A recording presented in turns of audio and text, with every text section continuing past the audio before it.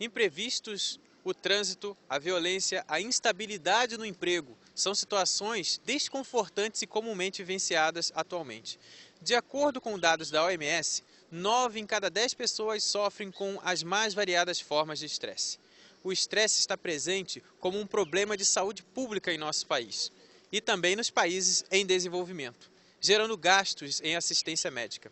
O estresse é o tema do Espaço Aberto para a Saúde de hoje.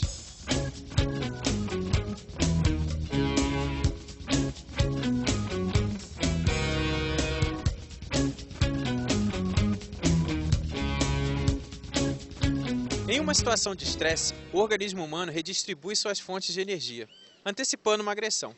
Esse mecanismo de adaptação é vantajoso se realmente houver o perigo.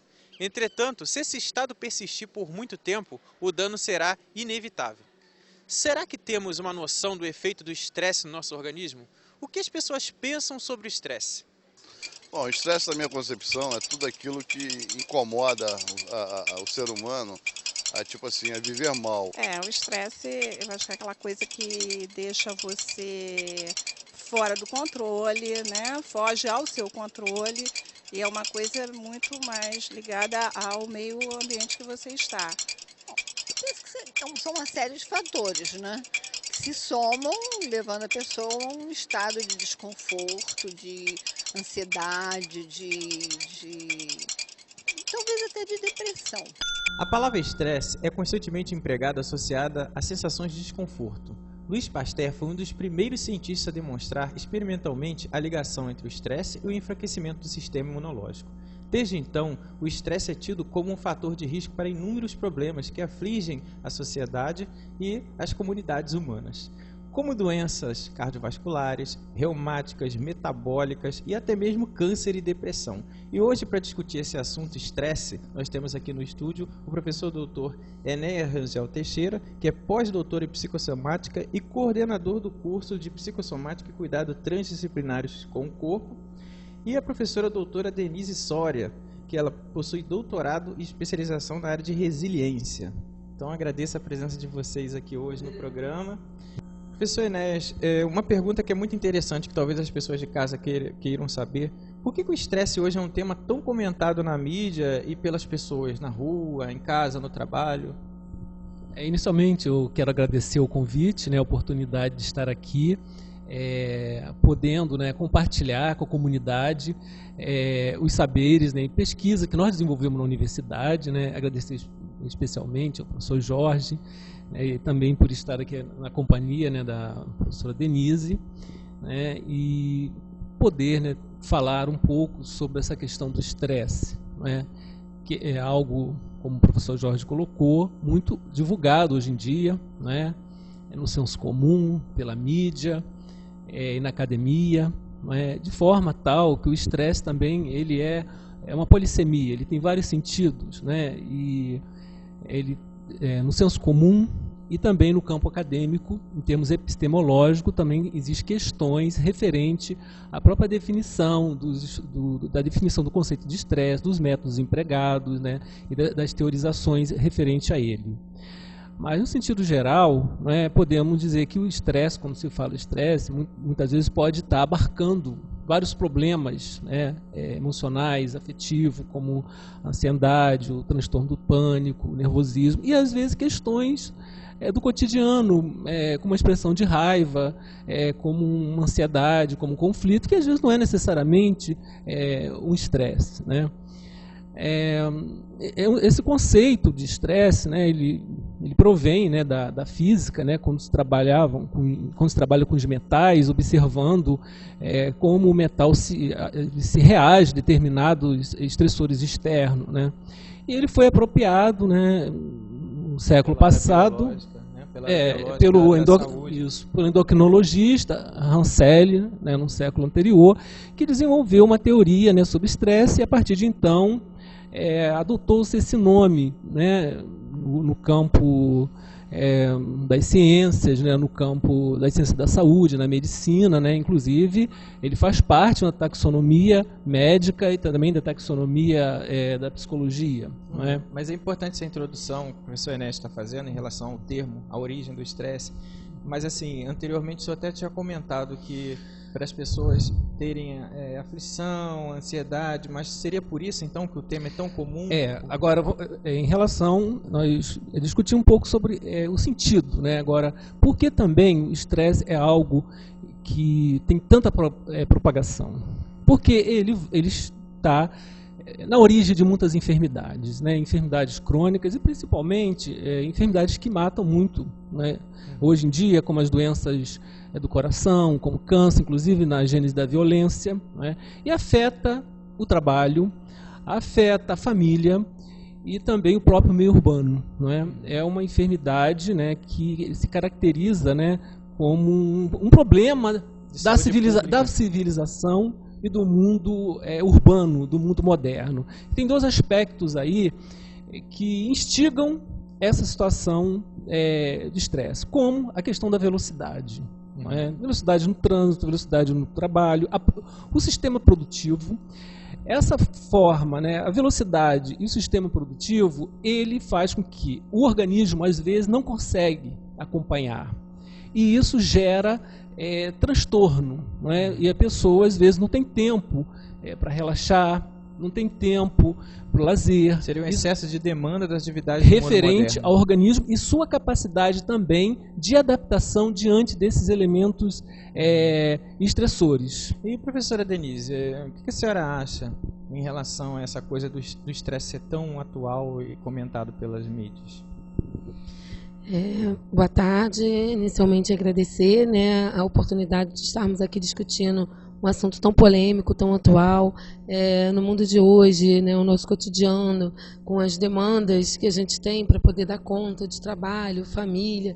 Realmente o estresse é a pauta do dia, né, ele já foi reconhecido até como doença pelo Ministério da Saúde, né, nós já temos o próprio Ministério reconhecendo doenças, o estresse como doença, né, e dali advindo depressões.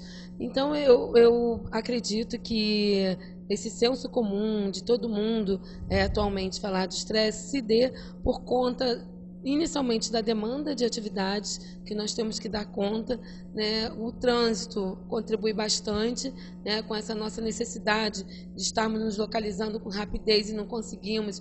Então, normalmente, você acorda às 5 da manhã, que é a realidade da comunidade, você acorda muito cedo, acorda às 5, sai correndo, não consegue entrar no ônibus, o ônibus está lotado, e aí você, quando consegue um lugarzinho no último degrau do ônibus, você entra nele, vai assim mesmo, vai sacolejando, e tudo isso, estresse sobre estresse, a probabilidade dele não ter uma resposta adequada é muito grande. Então, isso é muito importante mesmo, que aí entra essas fontes externas, né, como agora a senhora coloca, e também alguns fatores internos, como o professor Enéas também traz. Exatamente. E, às vezes, fica difícil o ser humano dar uma resposta boa diante de tanto risco, né? Como eu estudo a resiliência, que seria essa capacidade do indivíduo se sobrepor à adversidade, né? Então, a gente sempre diz que estresse sobre estresse, a probabilidade do indivíduo produzir uma resposta boa diminui muito. Então, o ideal é que a gente vá tentando minimizar cada risco que esse indivíduo vá perpassando, cada adversidade, com o intuito dele melhor se adaptar, com o intuito dele melhor se sobrepor e produzir uma resposta adequada e não sair adoecido diante desses riscos que ele perpassou no seu dia a dia. Mas, professor Enéas, onde entra a psicossomática nessa dinâmica do estresse? A psicossomática era considerada também uma atitude, né? Ela é um ramo de saber, de conhecimento, que não faz a dissociação clássica que uma abordagem na saúde, né, de acordo com o modelo biomédico clássico, fazia, divisão entre mente e corpo, e cuidar do corpo e cuidar da mente de forma separada. Ela vê, né, a mente e o corpo como algo integrado e complexo, né? E os seus estudos, né, atuais, né, vem demonstrando uma relação entre os aspectos afetivos na gênese também das enfermidades e também problemas orgânicos relacionados com os problemas psíquicos. Então, atualmente, vemos uma aproximação. A psicossomática, ela demonstra uma posição interdisciplinar e transdisciplinar na produção do conhecimento. E o Júlio de Mello, ele fala que hoje em dia, professor Júlio de Mello fala que para entender a psicossomática, hoje em dia era uma abordagem intertransdisciplinar, multidisciplinar, em termos de conhecimento. Mas, inclusive, até tem uma relação com esse conceito de saúde mais atual, que envolve a subjetividade do sujeito. Sim, né? a psicossomática, ela resgata o sujeito na clínica. E a psicanálise, ela trouxe grandes contribuições para esse campo, quando Freud ele passa a ouvir o sujeito. Então, nesse sentido, os sintomas que aparecem, né, ou outros transtornos assim, orgânicos, eles também têm um aspecto simbólico e que precisa ser ouvido, compreendido. Não basta, no campo da psicossomática, abolir os sintomas, mas também compreender e trazer essa questão subjetiva nesse processo. Então, a psicossomática também, ela traz não somente a questão do íntimo, mas a relação que o sujeito tem com ele mesmo, com o seu interior, as relações familiares, e tem questões de gênese, né, da origem, que remonta as questões internas, né? Que remonta as primeiras relações, né, da vida do sujeito, que tem os aspectos inconscientes e também os aspectos sociais envolvidos nesse processo. Professora Denise, existe um mecanismo de enfrentamento para o estresse? Como que esse mecanismo se dá? Com certeza. A primeira coisa que a gente tem que saber, como o Enéas colocou, é que precisa ser dito, que precisa ser externado, precisa ser falado e precisa ser ouvido. Eu costumo falar para os meus alunos que quando a boca cala, fala o órgão. Né? Então, se a boca foi o órgão responsável pela fala, não vou deixar o meu estômago falar com uma gastrite, não vou deixar o meu intestino falar com uma diarreia, não vou deixar a minha cabeça falar com uma cefaleia, né? Com uma dor de cabeça. Então, a boca foi feita para falar. Inicialmente, o primeiro mecanismo de enfrentamento é que o indivíduo consiga externar, consiga colocar para fora aquilo que ele está vivenciando de forma adequada, né? Mas na maioria das vezes o estresse, quando você está no seu limiar, você não consegue com tranquilidade verbalizar. Então, normalmente, muitas vezes até a própria pessoa não sabe qual é essa fonte, né? Daí a importância de conversar, como o professor Enéas coloca também, a psicanálise. Não, na maioria das vezes o indivíduo nem se percebe estressado. O outro é que percebe, né? Então a gente também precisa estar atento para aquela pessoa na qual a gente tem uma relação próxima. Bom, então é fundamental que o indivíduo se perceba como estressado para que ele possa dar uma resposta a esse estresse e conseguir enfrentá-lo e conseguir minimizar. Então, quando você me pergunta se existem mecanismos de enfrentamento, existem sim, né? E eles são mecanismos simples. A primeira coisa é a gente tentar minimizar o agente estressor. Né, você, aliás, identificar isso, além, anterior a isso, e exatamente o que eu ia falar, é você identificar. Você identificou qual é o teu elemento estressor, então a gente vai tentar minimizar, né, seria um passo, né, para você tentar enfrentar esse estresse. A segunda coisa seria você achar uma rede de apoio, né, que você tivesse. É muito importante no estresse, importantíssimo, né, para o estresse. Se você tem um apoio. Suporte social, se você tem um marido, se você tem um vizinho, ou um grupo, né, na igreja, ou um grupo no seu ambiente de trabalho, não importa. Isso até remete um pouco, professora, o nosso pensamento para essa sociedade individualista que hoje está sendo construída. Né? A gente precisa de um colo, né? A gente tem que ter um colinho. Quando a gente tem um colo, né, e às vezes você não precisa de um colo para o outro te ouvir, você precisa de um colo para se ouvir. No que eu chego para você e falo, poxa, Jorge, hoje eu estou chateada, dei aula o dia inteiro, estou rouca, tá vendo? E os alunos não reconheceram, minha diretora não reconheceu. No que eu estou falando com você, eu estou me ouvindo e eu mesmo vou encontrando respostas para aquela situação.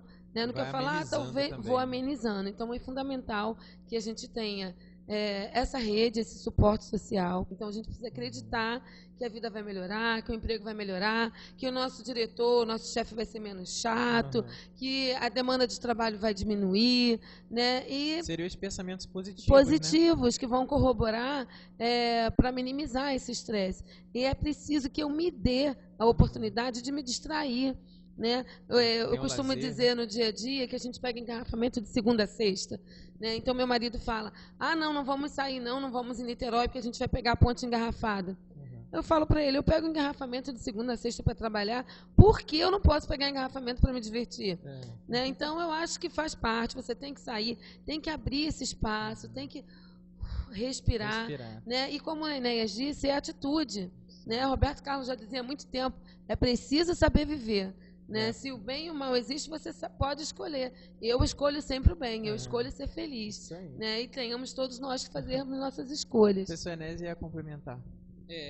Eu achei interessante que a Denise colocou em relação à psicossomática, né? Porque no processo psicossomático ocorre uma insuficiência ou a não capacidade de simbolização, e o corpo vai responder. Né? Eu não consigo expressar direito aquele sentimento, aquela angústia, aquela coisa que vem, e o órgão responde. Né? E o órgão também está querendo dizer alguma coisa. Né? Então, pegando até a definição de Rancelli, ele falava que o sujeito, no caso do estresse, né, ele teria uma fase de alarme, né, de alerta, quando começa a aparecer. Não é? E depois uma fase de adaptação. A doença aparece também como adaptação e depois a exaustão. Aquelas formas que a pessoa encontra para se defender, às vezes pela doença não são suficientes, mais cedo ou mais tarde eclode. A questão também é importante, nessa fase que está aparecendo a tensão, é importante identificar, porque ele pode estar falando de um conflito do sujeito com possibilidade de mudança, mas também pode estar falando de um conflito que envolve a família, que envolve o trabalho, que é importante dizer. Então, numa certa perspectiva, o estresse ele pode ser também um agente de mudança, e é importante usar isso que aparece como um aliado para transformação, e não somente culpabilizar o indivíduo, mas quando o estresse aparece, ele está falando de um contexto também social, que precisa ser entendido. Né? E tem autores, né, que colocam que o estresse em si, o eustresse seria o normal, né? O distresse seria os seus distúrbios. Né? Mas interessante é isso, buscar formas, né, de lidar com o estresse, né, que ele possa servir ao sujeito durante o dia a dia, que nós não estamos livres de estressores. O importante é como lidar com isso no cotidiano. Não é? E é isso que, pegando já esse gancho, professora Denise, todas as pessoas possuem essa capacidade de adaptação ao estresse? Todas elas. Acreditava-se há um tempo atrás que essa capacidade, que indivíduos nasciam ou não resilientes. Né? Então, aqueles que não tinham nascido, que não tinham essa capacidade de sobrepor, iam morrer assim. Os estudiosos de hoje já verificaram que essa capacidade de enfrentamento é construída e que a gente pode sim, graças a Deus. Né? Senão seria muito triste nós vermos que, tipo meio que Gabriela, eu nasci assim, eu cresci assim, vou morrer assim. Né? Então não faz sentido. Né? É fundamental que a gente desenvolva isso, essa capacidade de enfrentamento, que eu chamo de resiliência. Seria justamente essa experiência de vida diante do risco, né, e das formas como é que ele enfrenta esse risco. Eu acho que vale a pena a gente destacar aqui o que é risco para mim pode não ser para o Enéas. Né, tem toda uma coisa da singularidade, da individualidade, né, uma questão que é imponderável, que a gente não consegue mensurar e que é individual mesmo, mas todos nós respondemos de uma certa forma. Né, então, é preciso que a gente pratique isso. Existem indivíduos que são pessimistas, otimistas, que você chega, ele tem um limão, né, um conceito que a gente utiliza muito na resiliência. Eu te dou um limão e você fica para mim, poxa vida, você me deu um limão para comer, eu só tenho isso para comer. O Jorge me dá um limão, eu pego o limão, espremo, faço uma limonada doce e refrescante. Né? Então, tudo é atitude. E como você vê o mundo, como você vê as coisas. Né? É aquela coisa que eu até brinquei com você um pouco antes da entrevista, quando eu perguntei para você, o seu copo está metade cheio ou metade vazio? O meu está sempre metade cheio. Né? É questão de ponto de vista. Então, temos como desenvolver, sim. O indivíduo precisa saber o que lhe fortalece para que ele possa desenvolver isso. Agora a gente tem um momento do programa onde a gente vai falar sobre as perguntas que são feitas pelas pessoas da rua, né? E os nossos especialistas convidados hoje vão responder. Eu gostaria de saber, vamos dizer, fora o que a gente vê na mídia, o que era mais interessante para a pessoa, o que pode fazer para que a pessoa tenha menos estresse. Bom, Mário, é muito importante a sua pergunta, né, sobre isso que pode fazer. Inicialmente quero dizer que não tem uma fórmula mágica, mas é importante identificar os sentimentos que estão envolvidos, né, identificar os estressores que estão produzindo isso, né, e tentar, de uma forma assim, clara, resolver a situação, evitar os estressores. E se de repente você não consegue identificar o que está causando isso, é importante buscar ajuda. Uma ajuda profissional, junto com um profissional, com médico, ou psicólogo, ou outro profissional de saúde habilitado, possa buscar uma resolução. Mas sempre é importante, inicialmente, ter uma clareza, tentar buscar o que está incomodando, identificar os estressores. Eu gostaria de fazer mamografia pelo SUS, Papai Nicolau, né? Eu já estou na faixa de 51 anos, e quando eu vou fazer isso, eu não consigo, porque os médicos não podem fazer, porque eles dizem que não tem condições, o SUS está diminuindo, está demorando muito, porque tem que autorizar daqui, autorizar dali. Então, isso me ocasiona um estresse. Tá? Isso aí, então, aquilo que eu pergunto, como que eu posso aliviar, né, o meu estresse nesse sentido? A única coisa que me causa estresse é isso, é eu não poder cuidar como eu deveria da minha saúde. Oi, Beth. Então, a gente sabe das dificuldades que nós temos atualmente para conseguirmos consultas no SUS, né? A população é muito grande e o número de atendimentos reduzidos ainda, mas existem coisas que a gente pode fazer enquanto não consegue uma ajuda especializada, né? Então, o primeiro passo é você tentar identificar o que está mais te incomodando, o que está mais te estressando e tentar, de uma certa maneira, ir minimizando isso. Procurar dormir melhor, procurar comer melhor, né, alimentos mais saudáveis, alimentos leves à noite, para que você tenha um período de sono adequado. O sono ele é importantíssimo. Nesse mundo capitalista, a gente vem com a ignorância, digamos assim, de que dormir pouco vai me fazer ter um dia mais rentável, e não é verdade. O sono é muito importante, a gente precisa dormir. As energias, lógico. Melhor, sistema imunológico. Isso, e assim, durante o sono você não é nem por uma questão de saúde física e mental, é pelo teu próprio metabolismo. De noite é que você libera o hormônio do crescimento, de noite é que você libera o cortisol para poder estar diminuindo, minimizando. Pessoas que dormem pouco são mais propensas à obesidade, diabetes, etc. Elizabeth, essa pergunta sua é muito importante, porque se você já está dizendo que não está conseguindo identificar o que está te incomodando, é importante sim você buscar a ajuda de um profissional. Até porque o Ministério da Saúde ele preconiza um programa, inclusive, de saúde mental, tem atendimento clínico, fala da Política Nacional de Humanização, e a gente sabe que o estresse está na gênese de várias enfermidades. Então é melhor você buscar ajuda nesse momento, porque deixar essa situação se agravar e te dar outros transtornos piores, né, como um transtorno do pânico, uma depressão. Então você procura identificar o motivo do não atendimento, e se não tiver atendido, busca a ouvidoria da sua fundação, do lugar onde você mora. Em que nível, em que proporção esses barulhos que a cidade está enfrentando agora, está aumentando tremendamente, obras, gente na rua, carros buzinando, trânsito ruim, e em que nível isso poderia aumentar o estresse da pessoa? Bom, Dayana, teoricamente a gente sabe que a partir de 80 decibéis o ser humano já não suporta, já começa a trazer malefícios para a saúde esse barulho, né? Então a gente busca, se o barulho, a gente está em casa, o barulho está muito intenso, a gente tenta fechar a janela, procurar nos afastarmos um pouco desse barulho. Você diz que você é aposentada, se você tem filhos, adolescente em casa, tentar controlar para que ele minimize o barulho, porque realmente o barulho aumenta e muito, né, a probabilidade do indivíduo não se sair bem, né, dele pular do estresse bom, seria aquele estresse necessário para você conviver no seu dia a dia, para você se tornar competitivo, para passar para o estresse, que seria um estresse ruim, né, e você começar a adoecer. Então a gente tenta minimizar, né, Enes? O que você pode ajudar aí, completando? Uma coisa da rua, né, assim, de carro de som, essas coisas, tem como denunciar, né?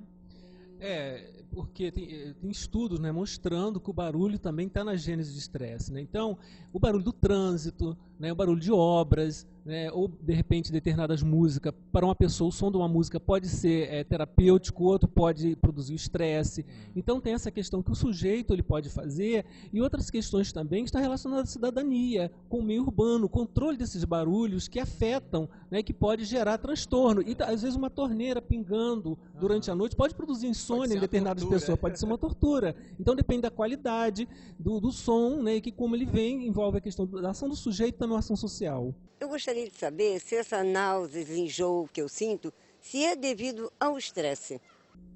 Vamos dizer, esses sintomas, né, eles podem ser sim do estresse, mas somente eles podem também não ser. Né, depende do contexto que ele está aparecendo, porque a gente sabe muito bem que o estresse ele produz, né, dor de cabeça, ele vai produzir também náusea, desconforto gastrointestinal, problemas de hipertensão arterial, né, ele pode também dar dormências em membros,